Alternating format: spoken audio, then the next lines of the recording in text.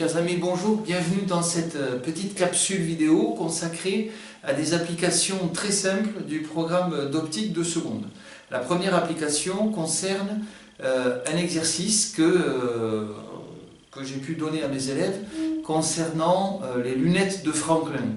Les lunettes, donc Franklin, donc l'inventeur américain, physicien du XVIIIe siècle, avait pour défi de pouvoir corriger la vision de personnes qui sont myopes, c'est-à-dire qui ne peuvent pas voir de loin, mais qui à la fois sont travaillées par l'âge et qui donc ne peuvent plus lire non plus de près.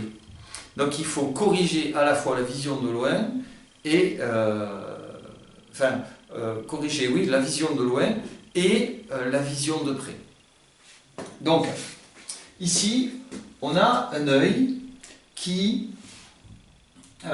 pour regarder un objet qui est proche, d'accord, ici un objet proche, alors ça peut être le cas pour proche ou lointain, mais dans le contexte de l'exo, c'est une problématique de quelqu'un qui n'arrive plus à lire. Vous savez, pour nous les vieux, lorsqu'on souffre donc de presbytie, ou bien lorsque à la naissance on a aussi un défaut qui est de ne pas pouvoir lire de près, donc qui est ce qu'on appelle l'hypermétropie, eh bien, surtout pour les vieux, on aimerait avoir des bras qui puissent se rallonger pour lire le journal. En fait, ce n'est pas un problème de bras, c'est un problème de vision. Donc, pour la vision de près, on a un objet ici, et son image n'est pas comme elle devrait être sur la rétine. Donc, si mon image est après la rétine, eh bien, là où je devrais voir un point, je vois une tache. Ça, je peux le voir, puisque si je construis l'image ici, de cet objet, avec la règle des 3 rayons, voilà, le premier, le deuxième et le troisième. D'accord ? Si l'image est donc censée être ici, et que mon écran, qui est ma rétine, est avant, eh bien, au lieu d'observer un point ici, si je mets un écran ici, je n'observerai pas un point, j'observerai une tache. Donc, la vision d'un point sera une tache. Donc, je vous laisse imaginer un objet, ben, ce sera vraiment le grand flou. D'accord? Donc ici, pour un objet AB, son image A', B'. Ici, le centre optique de la lentille, ici, le foyer objet, ici, le foyer image. Donc, ici, j'ai un problème pour la vision de près. Que faut-il faire? Eh bien, j'ai manifestement un œil qui, dans sa partie optique, ne converge pas suffisamment. Donc, il faut lui rajouter, si je puis dire, de la convergence. Et donc, les verres qu'on va rajouter pour ces lunettes seront des verres convergents. Seront des verres convergents pour que les rayons convergent plus vite. Ici, c'est exactement l'inverse. Donc ici, ce défaut, c'est soit lié à l'âge, la presbytie, soit, si c'est à la naissance, hypermétropie.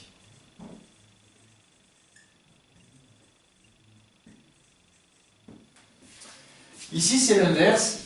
Donc là, dans le cadre de l'exercice, c'était un objet lointain. Et l'image n'est malheureusement pas sur la rétine. Elle est en avant. Et donc là, pareil, si je mets un écran après le lieu où se forme l'image, je n'ai pas un point, mais j'ai bien une tache.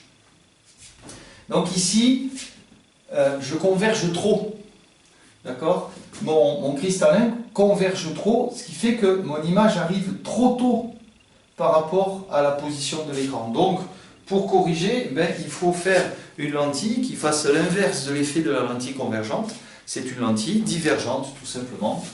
D'accord ? Donc là, la symbolisation n'est pas au programme. mais il faut juste savoir qu'il faut mettre une lentille divergente, d'accord? Pour que la somme des deux, si je puis dire, entre la lentille et l'œil, fasse faire au rayon un trajet qui soit correct pour arriver dans les deux cas, ici. D'accord? D'avoir une image sur la rétine. D'accord? Au passage, il ne faut pas confondre, ici c'est le cristallin, ici c'est la rétine. Ce sont des choses à savoir par cœur. Je pense que par rapport au cadre de l'exercice, on a tout dit.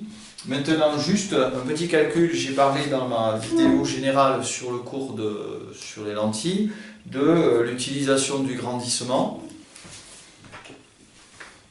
J'ai ici une règle, alors vous voyez que j'ai vraiment fait à la main et très vite. Donc, on va vraiment faire ça à la louche, si je puis dire.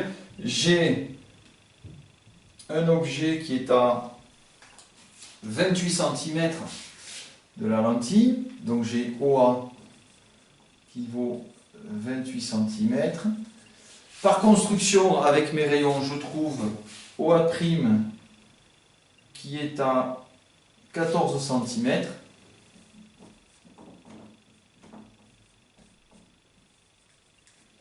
Et donc, si j'ai pris un objet dont la taille était de grosso modo 11 cm, eh bien, je peux, grâce à l'égalité que j'ai utilisée dans ma dernière vidéo, je vous rappelle, gamma c'est le grandissement par définition, c'est A'B' sur AB, c'est aussi égal à OA' sur OA. Comme j'ai une égalité entre ces deux choses, je peux en déduire rapidement, vous pouvez vous entraîner et refaire le calcul, que OA' c'est égal à... Non, pas OA', c'est pas OA' qui m'intéresse, que A'B' c'est égal à AB fois OA' sur OA. Eh bien, on va le vérifier pour nous. A'B', c'est 11, pas 1, 11 fois 14 divisé par 28. Alors, 14 divisé par 28, on sait que ça fait 0,5. 11 fois 0,5, ça fait 5,5. Et je mesure avec ma règle, à vue de nez, ouais, je suis à 6 cm. Donc, voilà. Hein, bon, j'ai tout fait à 0,5 cm près. Donc, c'est ce que je vous disais dans la précédente vidéo. Il est possible de prévoir la taille de l'image sans la mesurer si on connaît la taille de l'objet, la distance objet-lentille et la distance image-lentille. Et de façon plus générale, j'ai une relation entre 4 grandeurs, il suffit d'en connaître 3 pour déterminer la quatrième. Voilà à peu près le genre de choses classiques qu'on peut vous demander.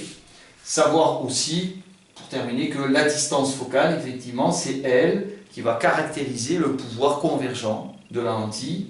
Plus cette distance est courte, plus le pouvoir convergent est fort. Alors, pour vous en convaincre, je vous invite à aller taper sur votre navigateur atier-clic.fr/PC2269. D'accord ? Vous pouvez aussi aller sur le site de Geneviève Tuloux, T-U-2-L-O-U-E, Geneviève Tuloux, qui propose aussi des animations en optique géométrique. Puisque ce domaine de l'optique dans lequel on travaille avec des rayons lumineux s'appelle l'optique géométrique. Et donc, vraiment vous familiariser avec le lien entre la position de l'image et la position de l'objet, la taille de l'image, la taille de l'objet, la taille de l'image et la position de l'objet, etc. Voilà, ça évitera de bien visualiser et de faire moins de bêtises et de mieux s'approprier ces concepts. Voilà, je vous remercie et à bientôt.